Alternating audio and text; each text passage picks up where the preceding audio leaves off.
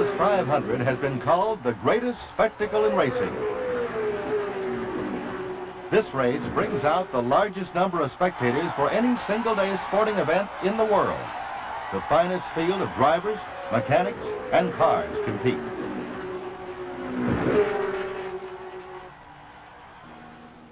Each 500-mile race produces its own measure of automotive history, and this year was no exception. From 2 entries in 1963 to more than 25 in 1965, the swing to Ford power was to become the story of the safest 500 ever.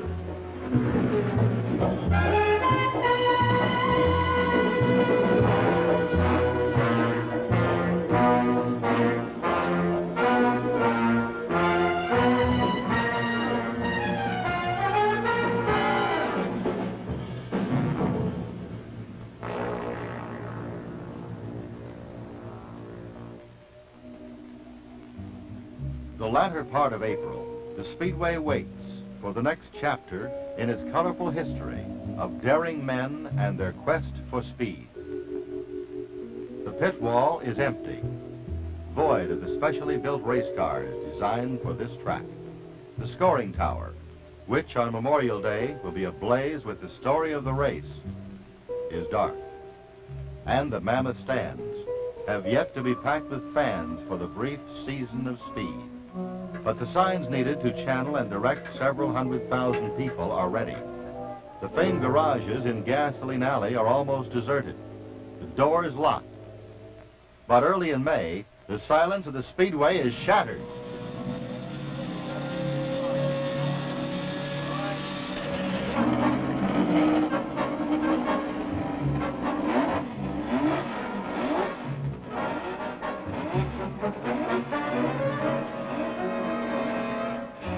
The many kinds of artisans of the Speedway use the tools of their trades to prepare for race day.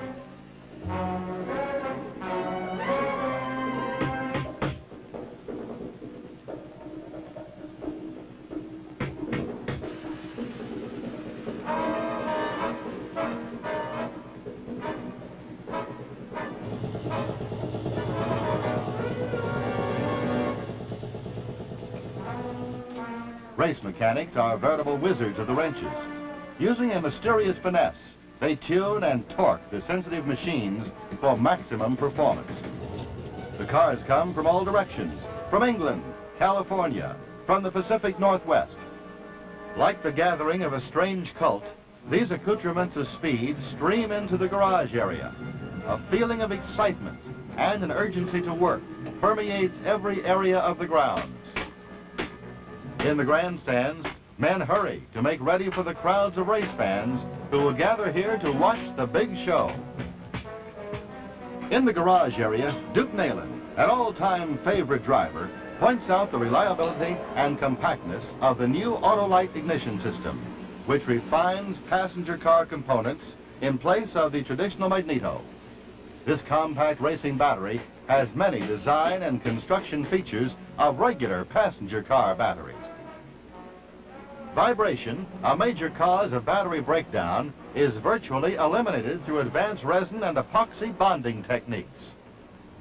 The alternator and regulator closely parallel the equipment on the modern passenger car. One of the most advanced concepts in Autolite's transistorized ignition system is the magnetic impulse distributor that produces an electrical system that is virtually distortion-free at all engine RPMs. While the carpenter saws, drivers strengthen their shoulder muscles on the practice wheel. Driving at Indy requires athletic strength and stamina in addition to courage. While workers tidy up the pits, mechanics strip down their cars completely, cleaning and inspecting every part. Once the chassis is assembled and balanced, it is time to put the skin on the car and start racing. The battle between the new rear-engine cars and the traditional offies is about to begin. On the day the track opens for practice, they sweep it clean, but tires can be punctured by tiny debris. Right from the start of practice, driver Jim Clark and his Ford-powered Lotus blister the track with smooth, fast laps, that have made him champion driver of the world. His timers clock him at speeds nearly matching his last year's record, and the long dominance of the Offie seems ended. Other drivers are trying to match his fast time on their practice laps. Some of the cars are brand new designs, their handling characteristics yet unproven. Some drivers tried too hard. Bud Tingelstad was lucky. Don Branson takes his new rear-engine car onto the track.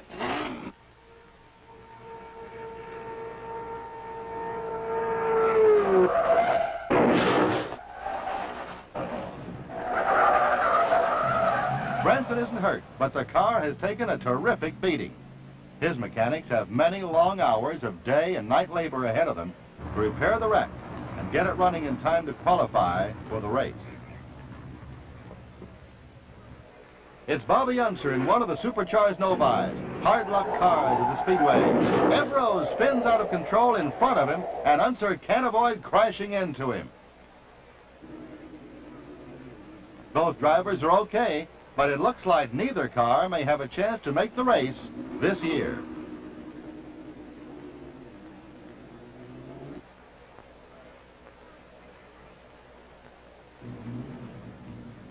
Chassis troubles plague Parnelli Jones, and he picks up the wrenches himself to help mechanics get more horsepower to the wheels of his Lotus.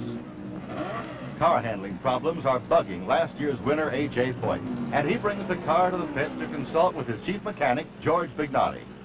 These are the days of search, the hunt for the combination that will deliver more top speed.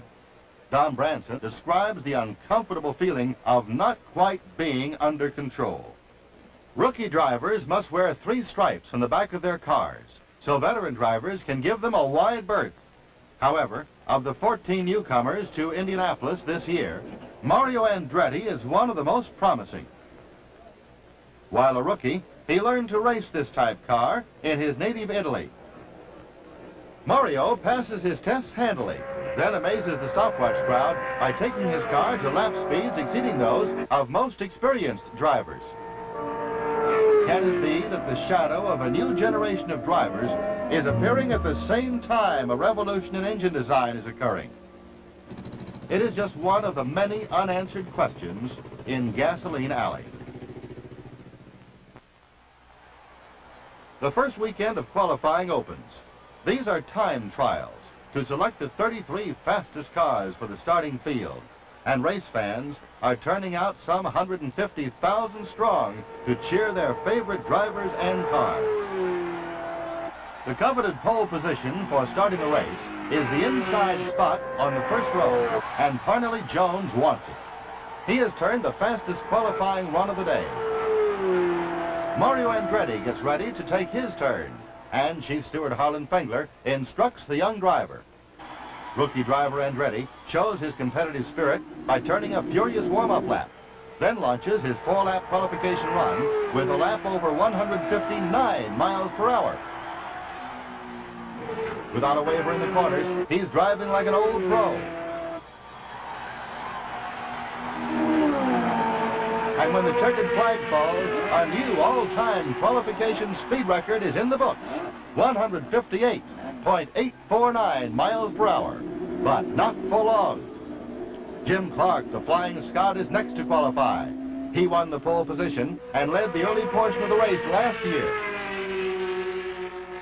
He is out to prove he is still the fastest man at the Speedway, and his 4 smooth, beautifully executed laps turn out to be the fastest ever. Andretti's record lasts only 600 seconds, as Clark exceeds it by 2 miles per hour with a speed of 160.729. Clark's crew runs to give him the good news and to accept the cheers of thousands of American fans.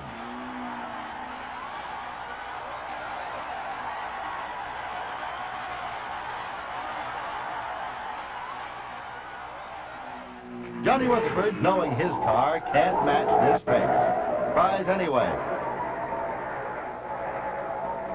and escapes with a harmless spin. Now it's A.J. Foyt's turn to qualify. One of the most fiercely competitive drivers, he appears determined to erase the new record set by Jim Clark. Like Clark, Andretti, and Jones, Foyt's rear-engine car is equipped with the new Autolite ignition system and powered by the new Ford double overhead cam engine, derived originally from the Fairlane passenger car power plant. Can Foyt match Clark's record pace? He must beat 160.729.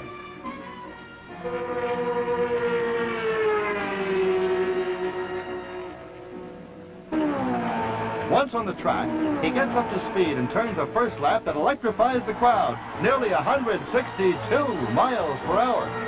His next 3 laps are nearly as fast, 161, 161, and 160. Swinging wide out of the first turn, he nearly brushes the wall in his last time around the track.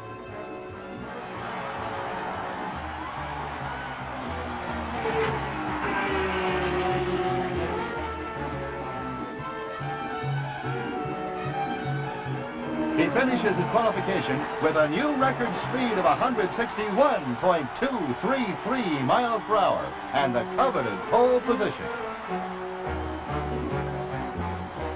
The crowd cheers their racing hero on his triumphant tour through the pits. Two-time winner, A.J. Foyt, has shown he still can be king of the road.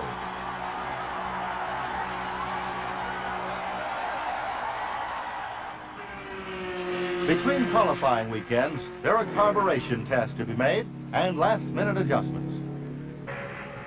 Autolite racing specialists work closely with mechanics to achieve winning performance.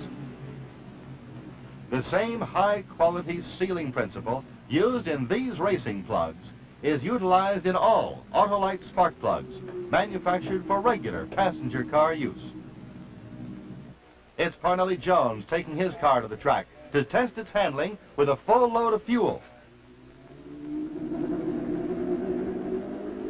Car owner J.C. Agajanian gives him a proud wave, but he's in trouble. The fuel cell prevents an explosion and fire and underscores the dramatic safety advances made at Indy this year. Parnelli will be fine tomorrow, but there's a question if his car can be repaired in time for the race. Parnelli, did this have any psychological effect on you for race day? No, because I think that by race day, maybe I'll have all my problems solved. Each driver has his own plan to capture the checkered flag. Dan Gurney, for example.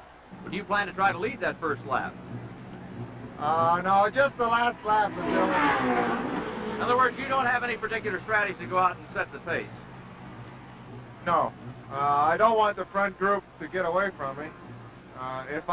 If it looks, as the race develops, like I might be able to break away from them, why, yes, I'll do it, provided it's not going to take everything out of the car. And a comment by Mario Andretti. Well, I'm not going to wait. If there's any way that I can go out and take the lead, I'll do it as early as possible. Have they figured it right? Only time will tell. The first race fans to enter the Indianapolis Speedway on race day were lined up before dawn for the 5 a.m. opening of the gates. Some people had waited for days to win preferred vantage points within the infield. For 5 hours, the multiple lanes of traffic have been streaming into the grounds. By the tens of thousands, race fans from all over the country surged toward the gates of the Speedway, goal of their annual migration. To racing buffs, the 500-miler is the World Series of racing. To the holiday pleasure seekers, it is a combination state fair and picnic. But to all who attend, it is a magnificent spectacle and drama. Many of those people purchased their tickets months ago, and now they work their way toward the stands, laden with fried chicken, potato salad, cold drinks, and suntan lotion. They take the whole day to enjoy the 500. Quietly and seriously, mechanics push cars to the pits. It is here that final preparations and adjustments are completed. To these men, this moment and this day mark the culmination of months of effort. Pretty girls, mass bands, and prancing majorettes salute the crowd. It is part of the tradition of the 500 to launch race day activity on a gay note. As the start of the race draws near, cars are pushed onto the racetrack and lined up in 11 rows of 3 cars each. A serious A.J. Foyt adjusts his driving uniform, while Jim Clark and Dan Gurney exchange a last-minute message. It's almost race time. All over the Speedway grounds, the soaring balloons signal the race is about to begin. As they float skyward, the huge crowd of over 250,000 awaits the famous words,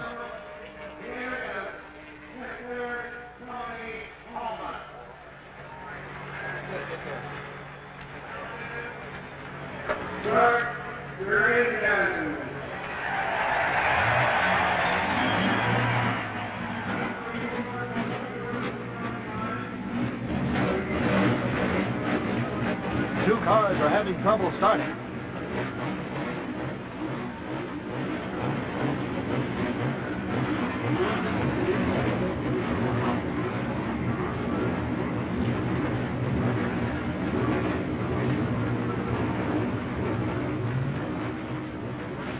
Frantic efforts by Billy Foster's crew finally get his car started. He and Maston Gregory are the last to get going. But now, all 33 cars are moving down the racetrack. In perfect formation, the cars follow the pace car at the controlled speed of 100 miles per hour.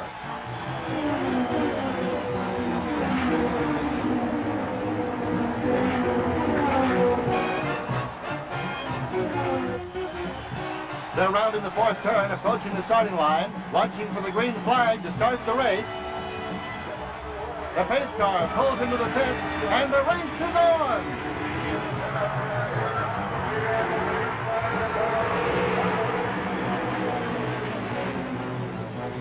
Clark leads the pack through the 1st turn with A.J. Foyt, Dan Gurney, and Farley Jones in close pursuit.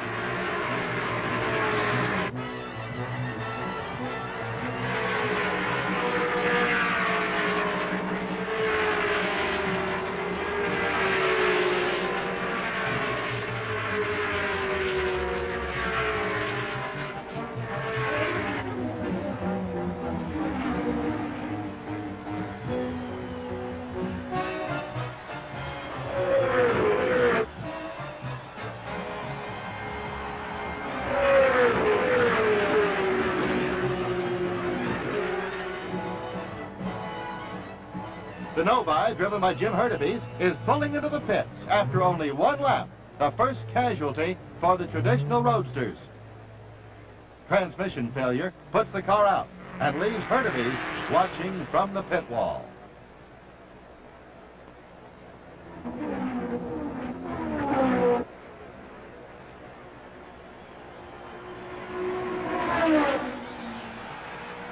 It's lap number 2, and hard-charging A.J. Foyt in car number 1 has taken the lead from Clark. Clark's fans shout with excitement. The Flying Scot has passed Foyt to take back the lead.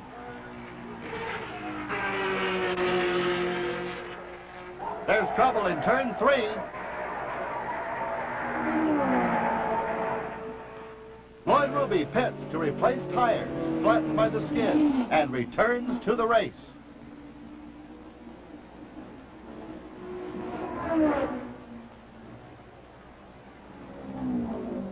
Parnelli Jones, in his new 98 Lotus, is chasing 3rd place Dan Gurney.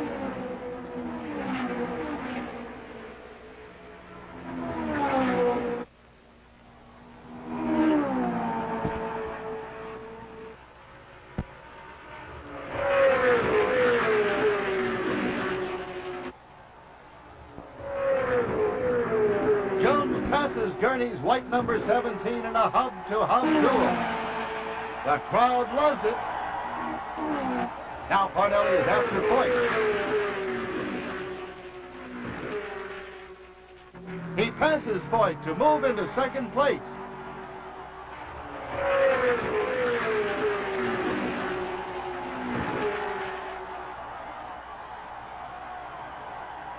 On the next lap, Foyt hurdles past Jones. Dan Gurney's car is slowing down to enter the pits. It looks like he's all through.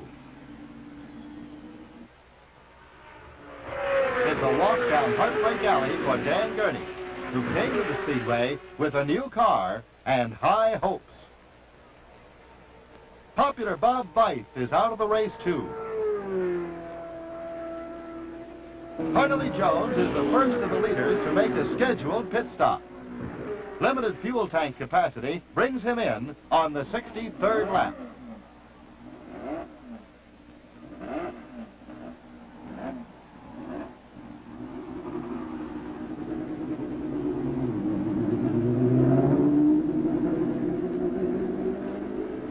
A signal to Jim Clark brings him in for fuel.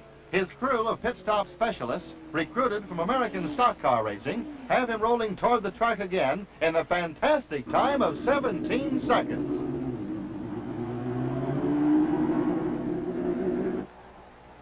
With Clark in the pits, A.J. Foyt has captured first place and leads the Scot by a few seconds.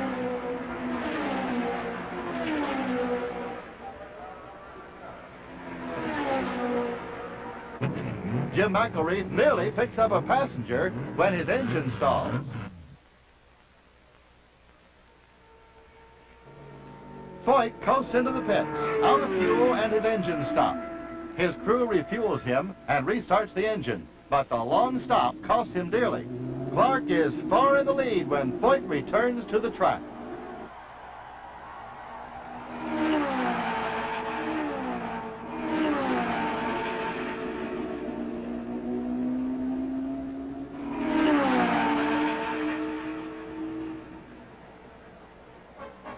Clark extends his lead to one full lap and passes Foyt for a second time. But Foyt accepts the challenge and pours it on down the backstretch to pass Clark and move into the same lap as the leader.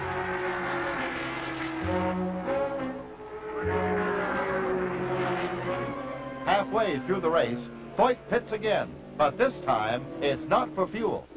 Gearbox failure has put the hard-driving Texan out of the race, and he climbs out of the car in disgust.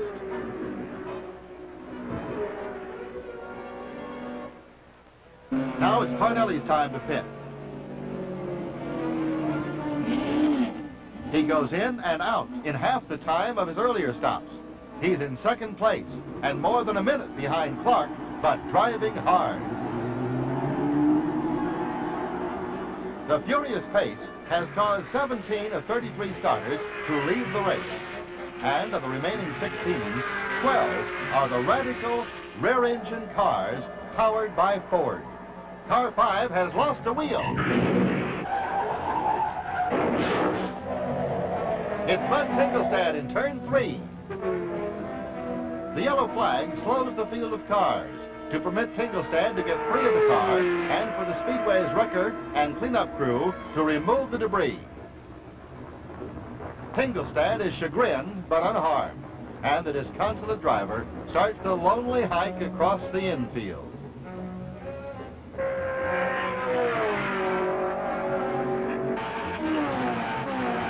As the race moves into the final stages, 5 of the top 10 positions are held by rookies. Hottest of this new generation is Mario Andretti, solidly in 3rd spot and running only seconds behind Parnelly Jones. Jones' pit crew is worried because he is running low on fuel, and Parnelly is worried because the threat of Andretti keeps him from slackening his pace to save fuel. A pit stop will surely cost him second place at $25,000. But if he runs out of gas before finishing, he loses everything. Jim Clark crosses the finish line to win the 500 with a comfortable lead of more than 2 minutes. It is the culmination of 3 years of effort by car builder Colin Chapman, and he dances down the pits like a ballet artist as Clark drives the triumphant road to victory lane. But will Parnelly make it?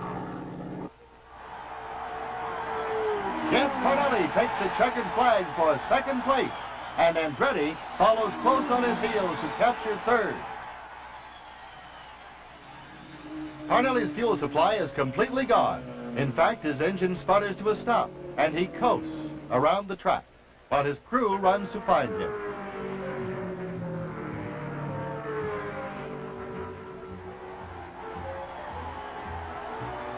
Jim Clark, first European to win at Indianapolis since 1916, set a new record of 150.686 miles per hour in the safest 500 ever, and one of the most historic. The rear-engine Fords achieved their climb to the top in just 3 short years. In fact, 8 out of the 11 cars that survived the brutal pace were Autolite equipped and Ford powered. A fitting climax to the revolution started by Clark in 1963. A new era at Indy has begun.